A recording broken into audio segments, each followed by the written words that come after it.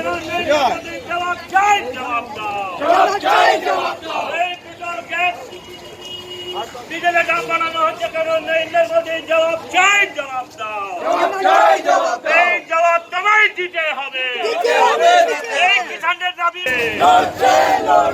राहुल गांधी जिंदाबाद जय रोशन नेतृत्व से पटड़ी ब्लॉक जगह कमल लौड़ दे।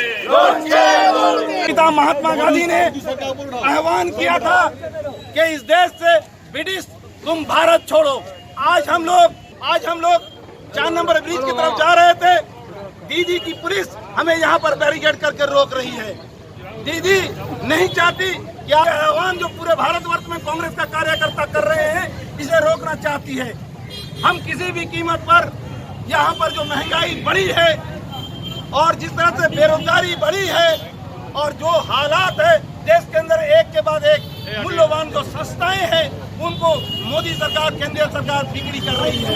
आपको पता है LIC, रेलवे, एयरपोर्ट, न जाने ONGC, पेट्रोलियम मोदी सरकार बिक्री कर रही है और अदानी और अंबानी और पतंजलि के हाथ में दे रही है। हम किसी भी कीमत पर इसे बर्दाश्त नहीं करेंगे। हम चाहते हैं कि हमारा ये आह्वान आगे तक जाए। 4 नंबर ब्रिज तक हमारा परमिशन लिया हुआ था, पुलिस यहाँ पर बैरिकेड कर चुकी है। हम लोग यहीं पर आज के दिन यहीं पर काम खत्म करना चाहते हैं और अपनी चीज को आगे बढ़ाते हुए, अपनी लड़ाई को आगे बढ़ाते हुए हम आह्वान करते हैं जिस तरह राष्ट्रीय पिता ने आजादी के लिए लड़ाई लड़ी है ठीक उसी तरह आज कांग्रेस का कार्यकर्ता फिर दूसरी लड़ाई के लिए तैयार है। मोहतरम नाजरीन, आप देख रहे हैं सरप्लस न्यूज़ लाइव। आज बालीगंज कांग्रेस की जानिब से जाहिद हुसैन की क़यादत में आज दिल्ली छोड़ो गद्दी छोड़ो के एहतजाज के साथ बड़ा प्रदर्शन हुआ। चलिए हम जाहिद हुसैन साहब से बातें करते हैं कि आज जो आपने ये प्रदर्शन किया, धरना, एहतजाज किया, आखिर इसका मकसद क्या है। हम डायरेक्ट जानते हैं कांग्रेस के लीडर है जाहिद साहब से। देखिए, आज हिंदुस्तान का एक ऐतिहासिक दिन है जिस दिन को हम हमेशा याद करते आए हैं। और आज आपको पता है कि हमारे राष्ट्रपिता महात्मा गांधी ने आह्वान किया था पूरे देश से। आह्वान क्या था? 9 अगस्त 1942 में उन्होंने कहा था, अंग्रेज तुम भारत छोड़ो। इस आह्वान का नारा उन्होंने दिया था।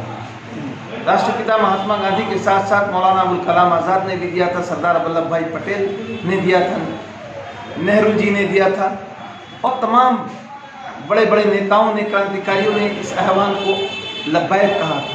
हिंदुस्तान का कोई ऐसा गोसा नहीं, कोई ऐसा सूबा नहीं जहाँ पर ये क्रांतिकारी नारे गली गली में गूंज रहे और क्रांतिकारी मतवाले इसको लब्बैक और अंग्रेज़ों के खिलाफ एक मुहिम छिड़ चुका था और अंग्रेज़ को मजबूर किया गया कि अंग्रेज़ को हिंदुस्तान से भागने पर मजबूर किया गया। क्रांतिकारियों ने उस अपने खून का एक एक कतरा इस धरती के माटी पर लहू को बहाकर इस देश की आज़ादी को हासिल किया है।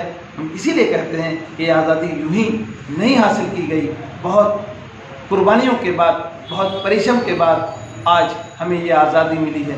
लेकिन अफसोस के साथ कहना पड़ता है कि आज जिस महात्मा गांधी ने हमें जो आज़ादी दिलाई, आज आज़ाद भारत के 75 साल के बाद ऐसी तानाशाह हुकूमत विराजमान है, ऐसी हुकूमत जो हम पर तानाशाही और डिक्टेटरशिप के ज़रिए हम पर हुक्मरानी करना चाहती है, हमारे तमाम हकूक़ को छीन लेना चाहती है और हिंदुस्तान का सरमाया को ख़त्म कर देना चाहती है। आपने देखा जिस तरह से हिंदुस्तान का तमाम जो ऐसी संस्थाएं हैं जो हमें रेवेन्यू देती है, जो हमें फ़ायदा पहुंचाती है, बड़े अच्छे तरीके से पहुंचाती है, सरकारी संस्थाओं को एक के बाद एक आप अपने बंधुओं को, अपने दोस्तों को, जो 3 उद्योगपति हैं, जो उनके करीबी हैं, उनको आप बंटन कर रहे हैं।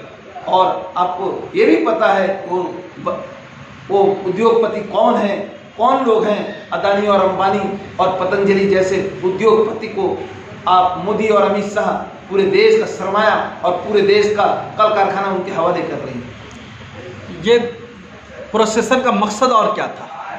देखिए, प्रोसेसन का मकसद यही था। आपने पेगासस के खिलाफ कर रहे थे, हाई राइस के, प्राइस राइस के खिलाफ कर रहे थे, देश में सब चीज़ ठीक नहीं चल रहा है, बच्ची का रेप दिल्ली में हुआ, सब समझ रहे हैं, मगर अपोजिशन को जैसे कि वहाँ पर पार्लियामेंट में बात करने नहीं दिया जा रहा, मुद्दे पे नहीं हो रहा है। और जी बताएं।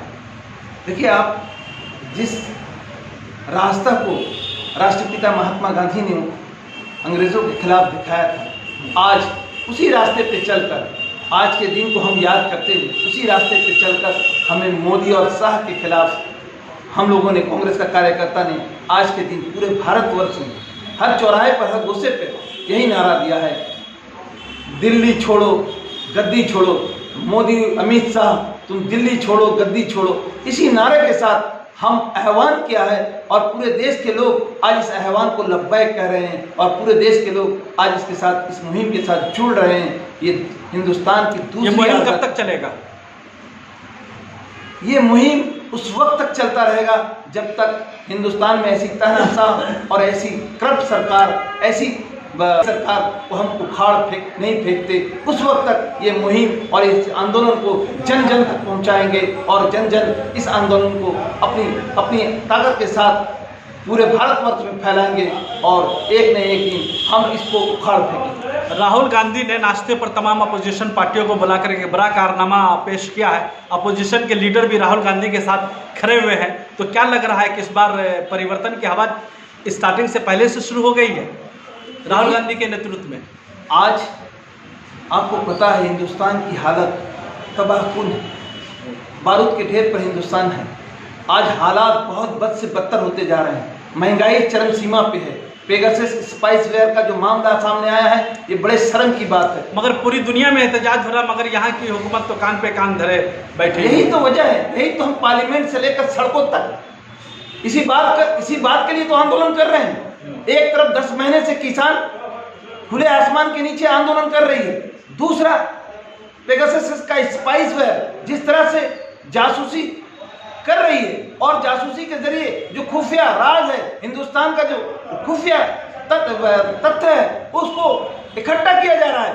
कौन लोग कर रहे हैं? ये कौन, इस पेगासस के स्पाइसवेयर को कौन यहाँ पर अनुमति दिया है? किसने अनुमति दिया है? कि कौन इसके पीछे है? हम यही तो जानना चाहते हैं। हिंदुस्तान का कोई ऐसा इदारा नहीं जो सुरक्षित है। आज हालात बहुत बद से बदतर है, जमहूरियत पर हमला है, हिंदुस्तान की ताकत पर हमला है।